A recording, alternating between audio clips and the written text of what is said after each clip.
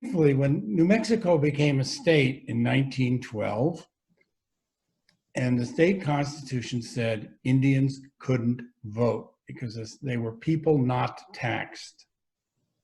In 1948, Indians were given the right to vote. What was going on there? How did it happen? Why did it happen? In the United States, when we think about voting rights, we think, and justifiably, about heroes like Martin Luther King and John Lewis and Rosa Parks and many others. But I think New Mexico has a great unknown civil rights voting pioneer, and his name was Miguel Trujillo. Often in the United States, I think, when you talk about American Indian heroes, they're A, in the past, and B, warriors. There's Sitting Bull and Popeye and Geronimo and Crazy Horse. We're going to be talking about a man named Miguel Trujillo, who was a warrior, who fought the system using the American legal system. Where do we start? Let's start in 1924. In 1924, and I'm trying to figure out how to share my screen so I can show slides, but I'm not doing it real well yet, evidently. I may have to skip the slides if I can't figure this out. There should be a spot for share screen. Yeah, I saw that and I clicked on it, but nothing happened. So let me try that one more time. Okay. Yep, share screen, clicked on that. It says desktop, Jody Miller. Uh-oh. I'm not sure then. So, well, let me select one of the slides. Maybe that's my apologies to everyone who's waiting for me to actually say something. But let's try this one more time. We'll see how this works. Well, okay, we may have to punt on the slides because I can't figure it out. And let's talk about Miguel, who's obviously what we want to talk about that is important and is meaningful here. So what is going on? In 1924, the United States Congress passed a resolution that made Indians citizens and enabled them to vote in federal elections, even though by 1924, probably 2/3 of all American Indians were already citizens, usually based on treaties that they had made with the United States government. And the vote was denied to Indians, and the statute said suffrage was forbidden to, quote, Indians not taxed. 1948, a special tribunal, a 3-court panel review said that this was unconstitutional. Let's start at the beginning. Certainly other Indians had tried to register to vote before 1948, but had been pressured to stop. One Navajo who evidently tried to register to vote around 1920 in Gallup was beaten up. People did not want Indians voting. So what was going on, and who was Miguel Trujillo? He was an amazing man. He was born at Isleta. His father died when he was very young, and his mother was left to raise the children. He attended school briefly at Isleta and then went to the Albuquerque Indian School, which at that time had only 10 grades. As he grew up, there was a great deal of pressure on him from family and from friends to quit school and to begin supporting his family. But he felt education was essential, and he continued to attend school. At the Albuquerque Indian School, he was encouraged by one of the teachers, a woman named Isis Harrington. So he stayed till graduation, and then he went on to Haskell Institute in Lawrence, Kansas, supporting himself by working in the beet fields of Kansas and Colorado. While he was at Haskell, he met a young woman from Laguna, a woman named Luchanda Paisano, and married her. They moved back to Laguna, and he began teaching at the BIA school at Laguna and became a Laguna Pueblo member. Due to a historical, unique event, from until about the 1950s, Indians at Isleta and Laguna were able to exchange tribal membership because essentially In 1885, a Presbyterian Laguna named Miguel Saraceno was elected governor at Laguna. He took all the Kachina masks and had them burned publicly, and the conservatives from Laguna moved to Isleta, where they lived until, I think, at least the 1940s. So that for a long time, Indians at Laguna and Isleta could change tribal membership. They can't do it anymore, and it hasn't been happening again. So he was teaching at the boarding school, the BIA school at Laguna, and he was also continuing to take classes at the University of New Mexico. There were no scholarships for Indians. He was supporting his wife, he was supporting 2 children, and he was supporting his elderly mother. But he persisted, and after 15 years, he received his bachelor's degree. There's some thought that he may have been one of the first American Indians to get a bachelor's degree from UNM, and he got his bachelor's degree in 1941, just in time for World War II. So as many other natives did, Miguel enlisted in the Marines and ultimately became a staff sergeant. He received an honorable discharge after fighting in the Pacific in the Marines and returned to his family and his teaching position at Laguna, still commuting to Albuquerque to try and earn a master's degree under the GI Bill. What was it about the post-war world that began to encourage Indians to think again about pushing to vote? Again, previous attempts to end this discrimination were unsuccessful. Indians who did try often withdrew because they were afraid of reprisal or were actually beaten up. And there were other things as well. At that time, New Mexico was a Republican state, and the Republicans held about an 8,000 vote margin against the Democrats. And there was a lot of pressure not to allow Indians to vote because there was concern that they would vote Democratic and end the Republican reign in New Mexico. But times had changed. In 1947, the President's Committee on Civil Rights issued a report which condemned the fact that Indians in New Mexico and Arizona couldn't vote. The report noted they were citizens. It noted that many of them had served in World War II, and that many of them paid taxes, except on lands held in trust. And the committee recommended that New Mexico and Arizona grant Indians the right to vote. It also attracted a great deal of attention, again, because the Miguel Trujillo and the plaintiffs in Arizona, which also denied Indians the right to vote, were veterans. And they were representative of the thousands of American Indians who served in World War II. And during the trial, the appeal of the lawsuit to gain the right to vote, one of the judges noted, quote, "It's perhaps not entirely pertinent to the question here, but we know how those New Mexico Indians have responded to the need of the country in time of war in a patriotic, wholehearted way, both in furnishing manpower in the military forces and the purchase of war bonds and patriotic contributions of that character. Why should they be deprived of their rights to vote now because they are favored by the federal government in exempting lands from taxation?" And other pressures began to be brought to bear. The federal government threatened to withdraw funds that denied Social Security to Indians. And another thing that was happening was the Cold War.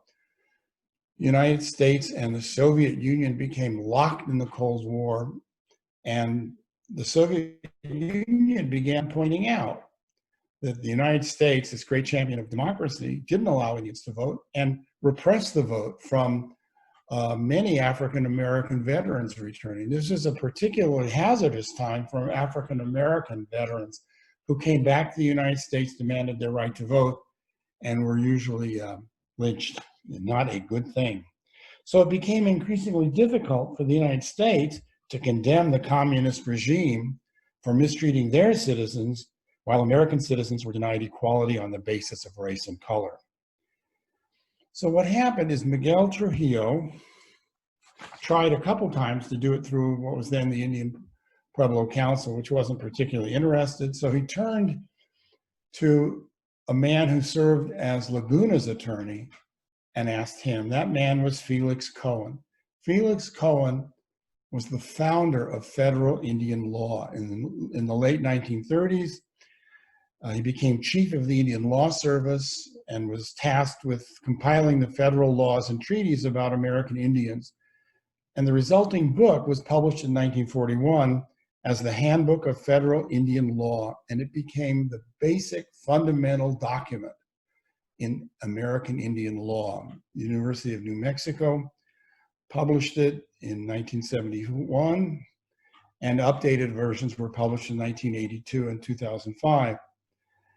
However, although he did win a major award from the Department of Justice, he got their Distinguished Service Award in 1948, he quit the civil service after federal policy shifted from supporting Indians to supportive termination. He entered private practice and continued to serve as a consultant to tribes, which is how he ended up meeting Miguel Trujillo. So what happened then, Miguel Trujillo and his attorney, Felix Cohen, decided to fight it. Miguel attempted to register in Los Lunas because he was still technically registered at Isleta as his area, as his town of residence. And the county clerk refused to allow him to vote. His daughter later told me that Eloy Garley, who was the clerk who refused him the right to register to vote, was actually a friend of his. So they appealed this denial of registration to a 3-court appellate judge, which was appointed to rule on the injunction. And Trujillo and Felix Cohen argued that the constitutional provision excluding Indians not taxed violated the 15th Amendment to the United States Constitution. The 15th Amendment states, "The right of citizens of the United States to vote shall not be denied or abridged by the United States or any state on account of race, color, or previous condition of servitude." This is a landmark constitutional amendment which granted, at least at that time, Black men the right to vote, and the grounds were on equality. So as part of their case, Miguel Trujillo and Felix Cohen made a number of observations. They noted, for instance, that Indians did pay taxes. They paid sales taxes, they paid income taxes, state income taxes, they paid federal taxes, they paid all kinds of taxes except on trust land. They also pointed out that people who did not own land, such as people who lived in apartments, were allowed to vote. And they argued that the denial of the vote to Indians violated the equal protection of the clause because New Mexico permitted untaxed citizens, African American citizens, white citizens, Hispanic citizens, the right to vote. And they further stated that Congress had ruled that the policy of declaring Indians not taxed was obsolete on precisely the grounds that Indians did pay taxes. And it's on the basis of the fact that they paid taxes that Indians were counted in the 1940 congressional apportionment. The congressional apportionment is what decides how many congressmen or representatives a state will have. And it resulted, in fact, in New Mexico gaining a 3rd congressman, that 1940 census. So on August 3rd, 1948, the presiding judge of the appellate court delivered the decision for the panel. The court ruled that those portions of the New Mexico Constitution that denied the right to vote to Indians were unconstitutional and void, and that all citizens of Indian blood, as they put it, had the right to be registered. After 36 years of statehood, New Mexico was forced to grant its Indian citizens voting rights in state and local elections. It helps to point out that, for instance, when New Mexico was part of Spain, after the Pueblo Revolt and after the Spanish Reconquest, Pueblo Indians served in the Spanish army, usually against Navajos and Apaches, and that when Mexico declared its independence in 1812, Indians of New Mexico, especially Pueblo Indians, became citizens of Mexico and could vote theoretically in Mexican elections. It's only when the United States takes it over in 1848 that the situation begins to change a little bit. And then again in 1912, when it becomes a state, that the Constitution says you cannot vote. And I want to point out, we often say that Indians were given the right to vote or Indians were granted the right to vote, the same way that we say women were allowed to vote or granted the right to vote. Indians and women and African Americans fought for the right to vote. Nobody gave them anything. They fought for it. And this decision was widely hailed in New Mexico and across the country. The Secretary of the Interior, the National Congress of American Indians, all praised this decision highly. What did Miguel do? Miguel continued to teach at the Indian School at Laguna and raise his family. He received an award from the Department of Interior for his unselfish devotion to public service and exceptional interest in the welfare and advancement of Indian people, and was given an award of appreciation by the people of Laguna. But nonetheless, the name of Miguel Trujillo faded away, and unfortunately, I think there are very few people who know what he did. And one of the reasons that I always give this talk, I'm happy to give it anytime and anywhere, is that I worked with Miguel's family in the 1980s. I was introduced to them by Herman Agoya, who was at that time the president of the Indian Pueblo Council. And I didn't meet Miguel because he had had a stroke by then, but I met his wife, and I especially met his daughter, Josephine, and I worked with them to learn his story and to write it up and to get it published. And in fact, when he died in 1989, I was asked to give his eulogy at the church at Isleta, which was both an honor and a little unnerving. I was the only white guy in the church, and I'm giving the eulogy? Yeah, right. But I promised Josephine then a promise that I've kept all the time since then, and that is I told her that I would tell anybody, anywhere, anytime about what he did, because I think it is a disgrace to this state that so few people know about him, and there's never been an exhibit about him. I remember telling his daughter Josephine that if Miguel had made a rug or had made a pot, there would have been an exhibit about this man 20 years ago. But he didn't fit in. You know, in New Mexico, all too often, American Indians are considered artistic, they're considered spiritual, God knows they're considered colorful. But wanting to vote and exercise the franchise somehow doesn't fit in. And I always say that often Native people and non-Native people alike are trapped by what everybody knows Native people are. Native people as artistic and spiritual, absolutely. Native people as voting, wait a minute, that doesn't make sense, but it does. So what happened to Miguel after this decision?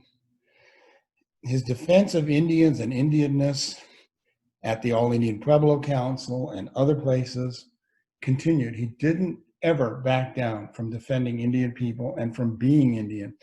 And ultimately it led to pressure from his superiors in the Bureau of Indian Affairs, leading to the threat to transfer him to South Dakota.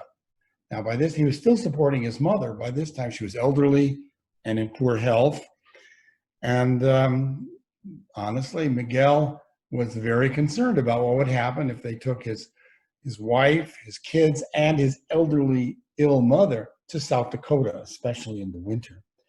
So he compromised, and as a result, the family was transferred to the Intermountain School in Brigham City, Utah, where he remained until he retired in 1959. Even when he was away from New Mexico, his community at Laguna and away from the All Indian Pueblo Council, Trujillo continued to press for education. He had learned early on that education was going to be his way, and it was the way for Native people to gain control of their lives and their destinies. He even took courses for a doctorate in education at the University of California at Berkeley. Unfortunately, the responsibilities of family and job and his distance from Berkeley prevented him from ever attaining that degree. After he retired from the BIA, he returned to Laguna and continued to work for Indians through the National Indian Council on Aging, the social welfare organizations of New Mexico, and the New Mexico Adult Education Program. Maybe his time came late, as his daughter Josephine once said, trying to promote suffrage in the face of many obstacles, gaining an education at personal sacrifice, always fighting to get things done. Miguel Trujillo's example deserves to be remembered. And it's important to remember also that the struggle to vote, particularly for Indians in the Southwest, continues. Two really quick, notable examples. If you're familiar with northeastern Arizona, which is the Navajo Nation, take a look at the two counties that comprise the Navajo Nation, which is Navajo and Apache counties. They're long rectangular counties. Why do they look like that? They were deliberately created to create white majorities in counties which had large Indian populations, so that there's not a single county for the Navajo reservation. There are two odd-looking rectangular counties which have white majorities. And the other area where this fight is continuing right now is, in southeastern Utah, in San Juan County, where Navajos gained control of the county commission fairly recently, and the city of Bluff threatened to secede. So I hope you've learned a little about Miguel. Let's see if there are any questions in the chat. No questions. Because, again, it's important, I think, particularly for young people to know about this. Whenever I meet young people, particularly from Laguna or Isleta, and I say, do you know who Miguel Trujillo was? None of them know. And I think that's a shame. When people say, I don't know if I'm going to vote this year. I don't think I can get into it. Miguel Trujillo fought for that. And he didn't say, oh, could you please let me vote? I'll be good. I promise. I'll be good. He didn't beg for it. He fought for it. He fought for it in court, and he suffered the consequences of it. But now, for instance, one of the people who acknowledges her debt to him is Deb Holland, who's also from Laguna and who knew about him. And a lot of older people at Laguna knew him because they were his students when he was teaching there. Deb Holland knows about this debt, and once I was talking to her, and she said, I have to be fierce. I'm standing on Miguel Trujillo's shoulders. And you're going, oh my God. That was pretty amazing. So this is a brief look at New Mexico's great unknown civil rights pioneer. And for those of you who are listening or watching, I would hope that when you hear about the great civil rights pioneers, Rosa Parks, Martin Luther King Jr., John Lewis, and the many others, that you include in that heroic group a man named Miguel Trujillo from New Mexico. So thank you very much.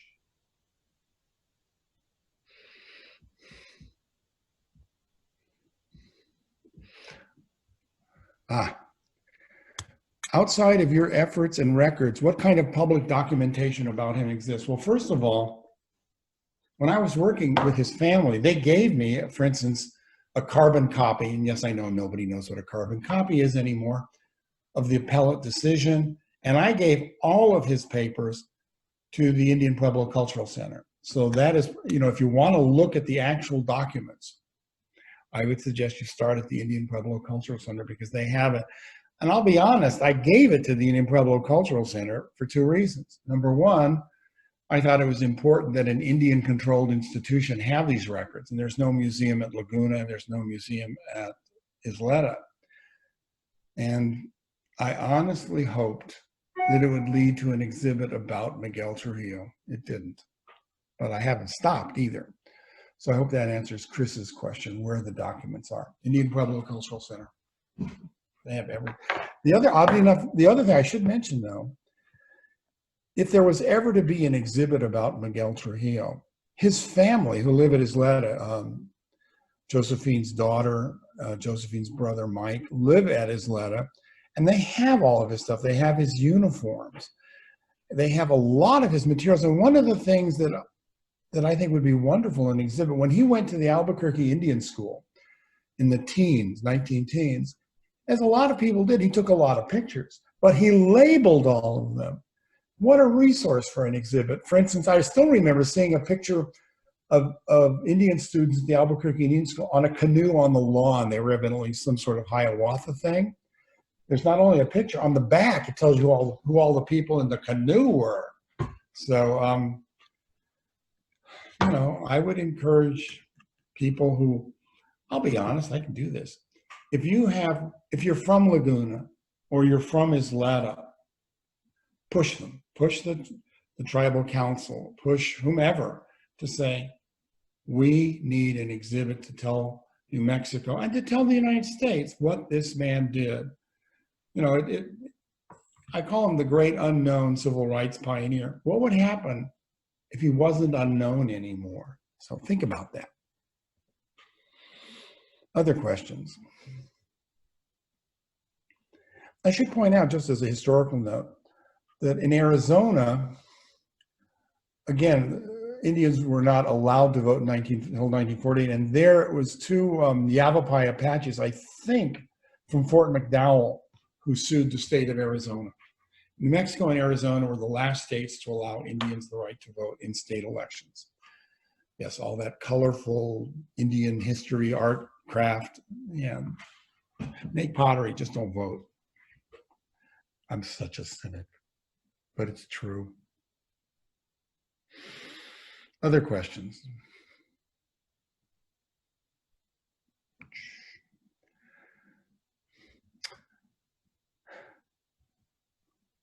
Well, Jody, what do you think? Well, we appreciate hearing you talk today, so thank you very much. Really my pleasure. And for those of you, one last announcement or one last word. Remember, all the people who are listening to this, I promised that I would speak about him anytime and anywhere.